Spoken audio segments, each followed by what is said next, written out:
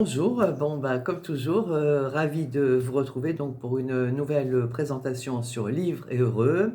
Alors aujourd'hui, j'avais envie de vous parler de Jane Austen. Bon, je me sentais pas de vous faire un résumé, bien entendu, sur chacun de ces livres. Il y a Raison et Sentiment, Northanger Abbey, le Lady Suzanne, Persuasion, Emma, bon, Orgueil et Préjugés, bien sûr que je ne trouve pas, juste au moment où j'aurais bien aimé la voir, hein, c'est, je pense, le plus connu de ses ouvrages et il a été, il me semble, de nombreuses fois adapté au cinéma. Mais enfin, sans prétention, voilà, vous faire un petit aperçu de ce que je pense de son œuvre. Alors, les romancières anglaises ont ceci de particulier, elles ont la finesse de décrire un monde masculin avec une extraordinaire férocité, voire cruauté. Alors, de Jane Austen, on a une image véhiculée, comme je vous le disais, par des films gracieux, en costume, avec une image idyllique, des femmes comme ça mondaines, où tout se passe entre la corbeille à ouvrage et la tasse de thé avec des scones, mais en fait pas grand-chose d'autre.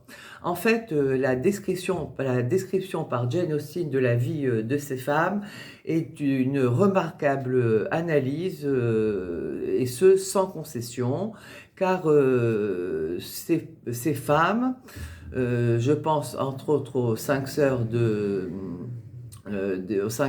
Bennet, donc dans Orgueil et Préjugés, savent très exactement ce à quoi elles auront droit dans la mesure où la fortune ira aux êtres masculins, et même si ils ne sont pas les fils.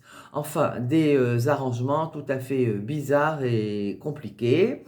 Elles ont parfaitement aussi conscience d'avoir très peu de chance et peu de cartes à jouer, et elles le savent avec un instinct de survie tout à fait remarquable et un pragmatisme tout aussi formidable.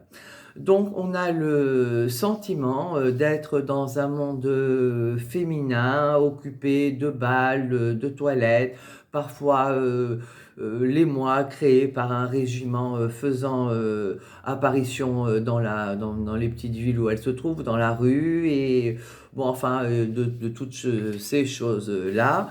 Bon, en réalité, son œuvre nous livre un univers de femmes face à un monde extrêmement pragmatique, cruel et sans illusion. Bon, alors voilà le véritable tour de force de Jane Austen, qui nous dit tout avec ses airs de rien. Voilà. Alors lequel vous recommandez? En fait, ils sont tous bien. C'est bon, ils font partie comme de mes petits intemporels.